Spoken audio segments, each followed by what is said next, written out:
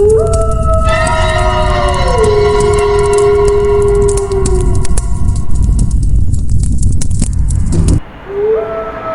के ठीक 7 बजे थे। शहर की सारी रोशनी बहुत पीछे छूट चुकी थी। अब चारों तरफ बस घना अंधेरा था और इस अंधेरे को चीरती हुई एक अकेली कार आगे बढ़ रही थी। ठीक उसी वक्त गांव से शाम के खास दोस्त मोहित का कॉल आ गया। हाँ भाई। क्या रे श्याम, आज आने वाला था ना तू? फिर क्या हो गया? इस बार भी छुट्टी कैंसिल? कब तक यूं ही शहर की भागदौड़ में फंसा रहेगा? अब तो नए साल में तुझे आना ही पड़ेगा भाई।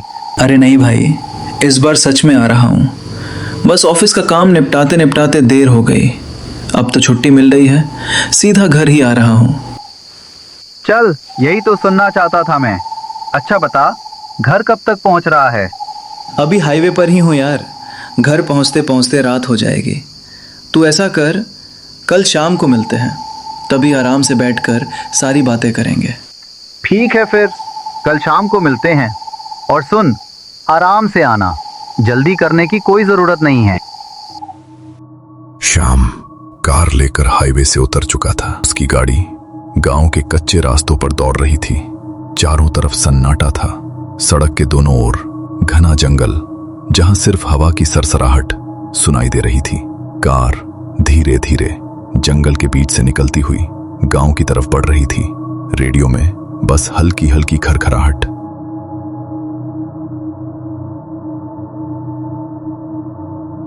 जैसे ही श्याम अपने गांव में दाखिल हुआ, उसे सामने वही पुरानी चाय की दुकान नजर आ गई। यही वो जगह थी जहां कभी शाम होते ही घंटों बैठा करते थे। शाम ने गाड़ी सड़क के किनारे धीरे से रोक दी।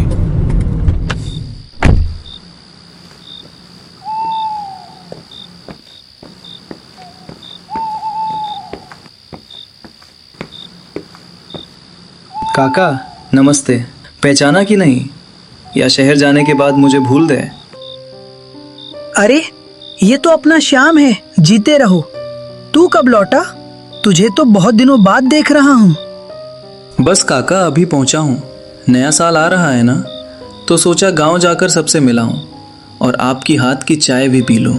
अरे बहुत बढ़िया किया बेटा, दिल खुश कर दिया तूने।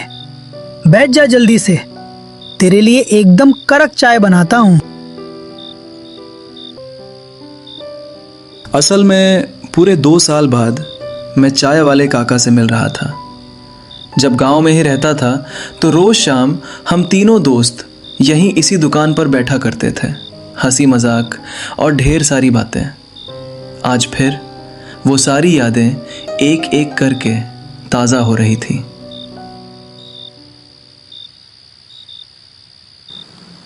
ठीक है काका, अब चलता हूँ, कल फिर आऊँगा।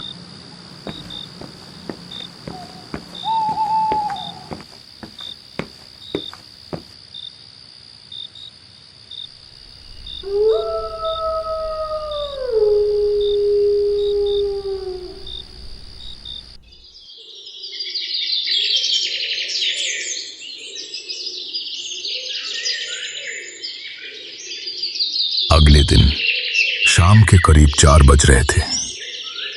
शाम घर पर बैठा अपने कुछ काम निपटा रहा था।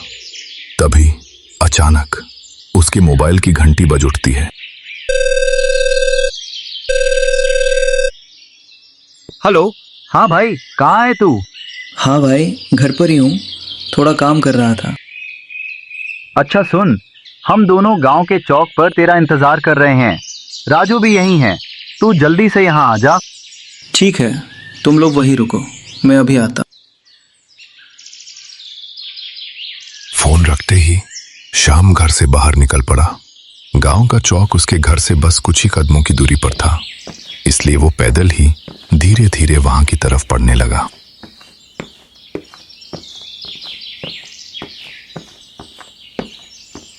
यार, ये गांव की शांति शहर के उस शोर शराबे में कहाँ मिलती है। यहाँ की ठंडी हवा और ये सुकून बस गांव में ही महसूस होता है। थोड़ी ही देर में श्याम गांव के चौक पर पहुंच गया। अरे ये दोनों कहाँ चला गया? पर वो दोनों उसे वहां नहीं मिले। फिर पता चला कि वो दोनों तो नदी के किनारे बैठे थे। थोड़ी दूर आगे जाने के बाद उसने देखा कि मोहित और राजू पहले से ही वहां बैठकर बातें कर रहे थे। श्याम को देखते ही दोनों के चेहरे खिल उठे। वो भी जाकर उनके पास बैठ गया। और फिर क्या था, तीनों दोस्तों के बीच पुरानी यादों और हंसी मजाक का सिलसिला एक बार फिर शुरू हो गया। यार बड़ी मुश्किल से छुट्टी मिली है इस बार। नया साल है तो क्यों ना कुछ खास किया जाए। इस बार पिकनिक पर तो जाना ही पड़ेगा। तुम लोग क्या कहते हो? अरे भाई, ये भी कोई पूछने की बात है? जाना तो है ही। तू इतने दिनों बाद तो गांव आया है। 2 साल हो गए यार, हम कहीं साथ नहीं गए। इस बार कहीं दूर चलेंगे और नए साल को एकदम यादगार बना देंगे। भाई देख, पिकनिक तो पक्की है, लेकिन अगर इस बार नाइट कैंपिंग का भी प्लान बना लें तो कैसा रहेगा? अरे भाई, तूने तो मुंह की बात छीन ली। पिकनिक तो होगा ही, पर अगर नाइट कैंपिंग भी हो जाए तो मज़ा आ जाएगा यार। शहर में तो बस वही शोर शराबा और काम की टेंशन। पक गया हूँ मैं। यहाँ गांव के सुकून में 2 दिन रहेंगे ना तो सच में दिमाग एकदम फ्रेश हो जाएगा। क्यों, तुम लोग क्या बोलते हो? लेकिन हम लोग जाएं कहाँ? अरे भाइयों, पिकनिक के लिए एक बहुत बढ़िया जगह है। यहाँ से करीब 50 से 60 किलोमीटर दूर होगा। सामने नदी है और वो जगह मतलब एक बार देखोगे ना तो मन शांत हो जाएगा। पर क्या भाई? पर मैंने सुना है कि अब वहाँ ज्यादा लोग नहीं जाते। मतलब अब वहाँ वैसी भीड़ नहीं होती जैसी पहले हुआ करती थी। पर ऐसा क्यों? इतनी शानदार जगह है, फिर लोग आते क्यों नहीं? वहाँ के लोगों से एक बात सुनी थी। कहते हैं उसी नदी में एक लड़की डूब गई थी। उसे बहुत ढूंढा गया पर उसकी लाश तक नहीं मिली। और बस तभी से जो भी वहाँ पिकनिक मनाने जाता है ना, उसके साथ कुछ ना कुछ बेहद खौफनाक होता है। क्या रे भाई, तू ये सब अभी भी मानता है? देख भाई, हम लोग जाएंगे तो वहीं जाएंगे, वरना ये पिकनिक कैंसिल। पिकनिक कैंसिल ना हो जाए इसलिए सबने हाँ में हाँ मिला दी और बस सब वहां जाने के लिए तैयार हो गए। तो फिर पक्का रहा, कल हम लोग सुबह सुबह ही निकलेंगे। बस सब लोग ना अपना अपना सामान रात को ही पैक कर लेना, ताकि सुबह निकलने में हमें कोई देरी ना हो। चलो ठीक है, तो कल सुबह ही निकलते हैं। मेरी कार है ना, हम सब उसी से चलेंगे। और वैसे भी सुबह जल्दी निकलेंगे तो रास्ते में भीड़ भी नहीं मिलेगी। अरे यार, तू तो बड़ा छुपा रुस्तम निकला। बताया भी नहीं। कब ली तूने ये कार? अरे क्या बताऊं यार, जहाँ काम करता हूँ ना वो थोड़ा दूर पड़ता है, बस इसीलिए ले ली। वैसे भी अच्छे दाम में मिल गई थी। 1 साल हो गया अब तो। तीनों दोस्तों ने पिकनिक का प्लान तो बना लिया था, लेकिन आगे उनके साथ क्या होने वाला है इसका किसी को जरा भी अंदाजा नहीं था।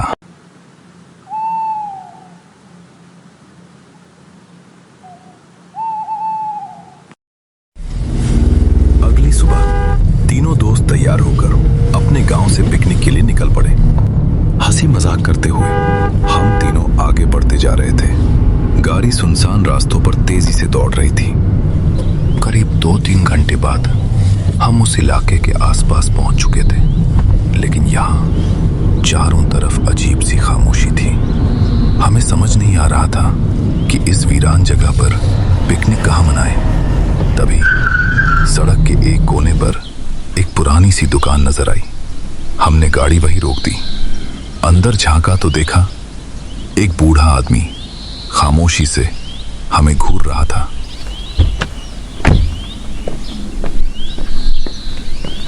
काका, यहाँ कोई अच्छी जगह है जहाँ हम लोग पिकनिक कर सकें? हमें ऐसा लगा कि हमारी आवाज उस तक पहुंची ही नहीं। वो खामोश खड़ा था, बिल्कुल किसी बेजान पुतले की तरह। उसकी नजरें हम पर टिकी तो थीं, पर वो हमें देख नहीं रहा था, मानो वो हमारे आर पार किसी और ही दुनिया को देख रहा हो। वो हमारे सामने होकर भी वहां नहीं था। और तभी राजू जोर से चिल्ला उठा, अरे काका, आपसे कुछ पूछ रहे हैं। अरे हाँ बेटा, बोलो।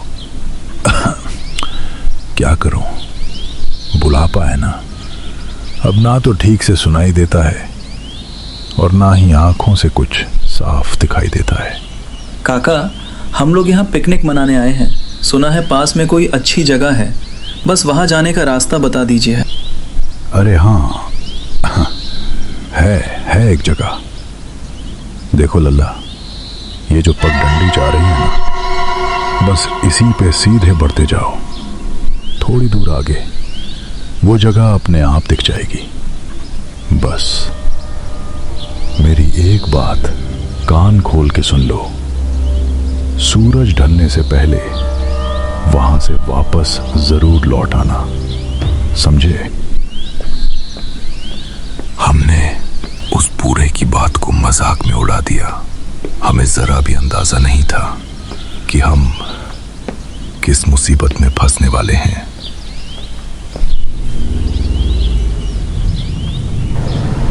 कुछ ही देर गुजरी थी कि हम तीनों वहां जा पहुंचे।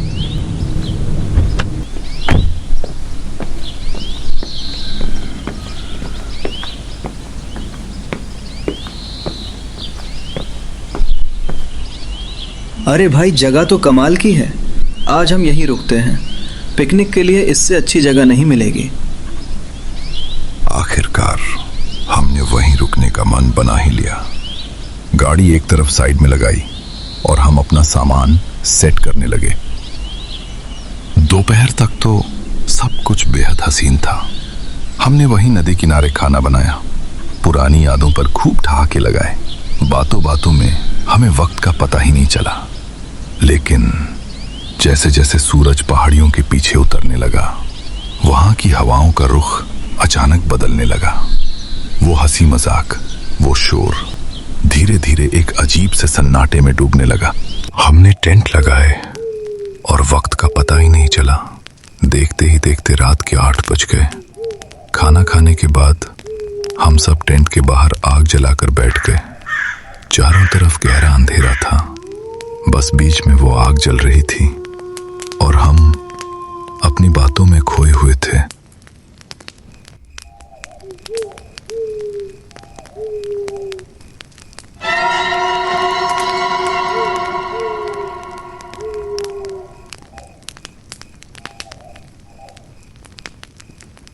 अरे भाई, मुझे नींद आ रही है, मैं सोने जाता हूँ।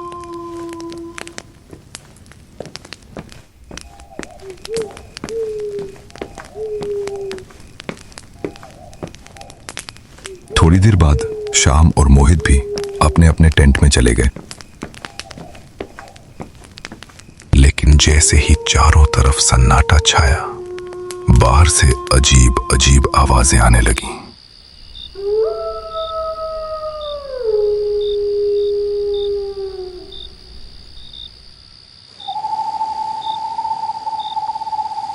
थोड़ी ही देर में मोहित और राजू अपने अपने स्लीपिंग बैग में घुसते ही गहरी नींद में चले गए। बाहर घना अंधेरा था और जंगल का वो सन्नाटा जो सुकून देने के बजाय अब डरावना लगने लगा था। शाम की आंखों में अब भी नींद नहीं थी। उसे देर रात तक जागने की आदत थी, लेकिन आज वजह कुछ और थी। उसे बार बार महसूस हो रहा था कि टेंट के बाहर कोई चल रहा है। ये आवाज जानवर की तो नहीं लग रही।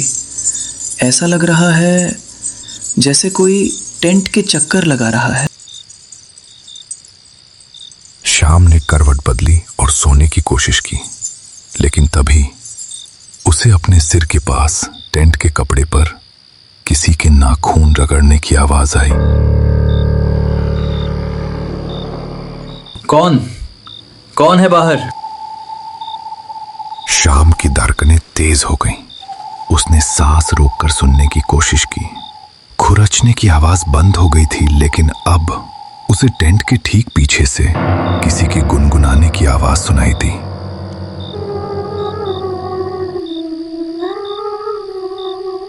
ये तो किसी लड़की की आवाज है। इतनी रात को यहाँ नदी के किनारे कौन है? श्याम ने टॉर्च जलाकर चारों तरफ देखा, मगर उसे कहीं कोई भी दिखाई नहीं दिया।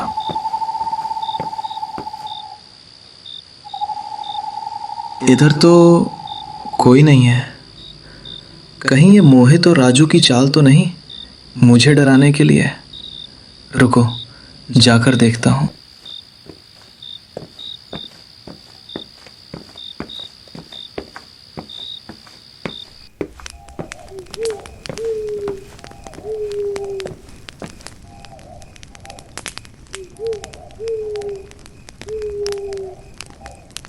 ये दोनों तो अंदर सो रहे हैं, तो फिर वो बाहर कौन था? अरे वो कौन है?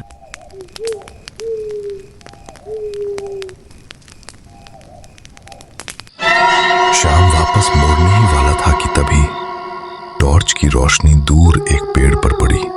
वहां अंधेरे में उसे एक परछाई नजर आई, किसी लड़की की परछाई जिसके बाल चेहरे पर बिखरे हुए थे। कौन है वहां? वो औरत अचानक हवा में तैरने लगी।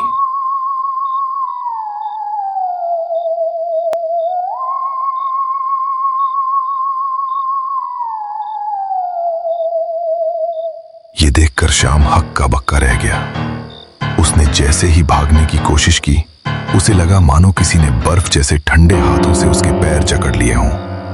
वो चीखना चाहता था, मगर आवाज गले में ही अटक गई। मुंह खुला था, पर बाहर सिर्फ हवा निकल रही थी। श्याम ने पूरी जान लगाकर पैर झटका। एक झटके के साथ वो हाथ छूटा। श्याम बिना पीछे देखे पागलों की तरह टेंट की तरफ भागा। वो गिरते पड़ते टेंट में घुसा और चिल्लाया, मोहित, राजू, उठो, भागो यहां से, जल्दी उठो। क्या हुआ भाई? हमने अपना सारा सामान वही छोड़ दिया और बस जान बचाते हुए गाड़ी में बैठे और वहां से निकल पड़े।